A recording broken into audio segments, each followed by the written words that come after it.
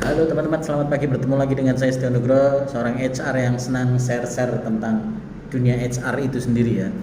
Oke, bahwasannya pada dasarnya hari ini saya akan men-share tentang HR Growth Career Path. Jadi karir HR itu ada 7 ya. Ada 7 berjenjang, dan yang akan saya bahas kali ini adalah HR Officer or HR Generalis, yang merupakan profesi saya yang saya geluti hampir 20 tahun lebih gitu ya teman-teman. Jadi HR Generalis ini apa sih? Yaitu seorang HR yang pada level ini menangani proses HR secara penuh, menyeluruh dari hulu ke hilir gitu. HR Generalis dikenal sebagai orang yang memahami hampir seluruh fungsi-fungsi HR gitu ya. Tugas utamanya apa?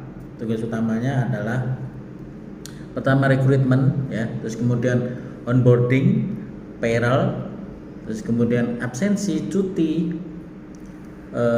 kemudian BPJS. Tapi semua itu kalau di aplikasi, di software itu sudah ada semua teman-teman ya. Kemudian employee relationship, employee relation, dan hubungan industrial. Ini dua hal yang berbeda. Jadi employer relation itu ke dalam, hubungan industrial itu keluar dengan lembaga, dengan instansi yang berkaitan dengan sumber daya manusia tentunya. Oke. Terus kemudian perform management. Ini adalah ada appraisal, kondite, kemudian KPI, itu termasuk dalam penilaian, dan biasanya ada yang tidak terpakai, ada yang dipakai sebagai acuan untuk nanti perubahan angka di setiap atau kenaikan gaji di setiap tahun gitu ya. Terus kemudian administrasi HR pada umumnya, surat menyurat, surat keluar, surat masuk, nomor penyuratan gitu ya teman-teman. Itu sih udah biasa lah. Terus kompetensi intinya apa yang dibutuhkan menjadi seorang HR generalis ya. Yang pertama adalah biasanya undang-undang ketenagakerjaan yang terbaru ya. Yang lama dengan yang baru bisa di-compare, mana yang bisa digunakan, mana yang bisa diaplikasikan ke dalam peraturan perusahaan dan juga kebijakan perusahaan gitu. Terus kemudian payroll, Excel dasar harus ya.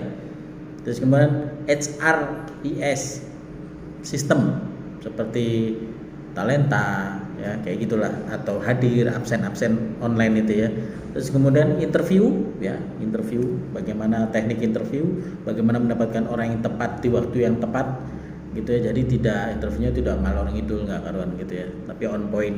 Terus kemudian adalah yang terakhir, tidak kalah penting, problem solving di setiap ketika ada pertikaian, ketika ada sengketa, ketika ada apa bipartit, itu kita HR generalis harus mempunyai skill problem solving yang baik, jelas didukung dengan public speaking yang baik dalam menyampaikan ya gitu.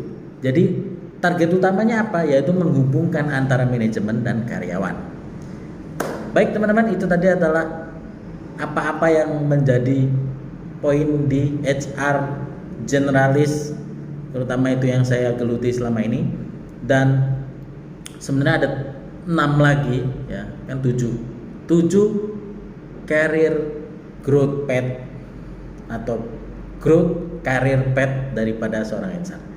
Masih ada 6 lagi, kita akan bahas di video-video selanjutnya ya. Oke, terima kasih, hopefully bermanfaat untuk Anda yang bercita-cita menjadi HR.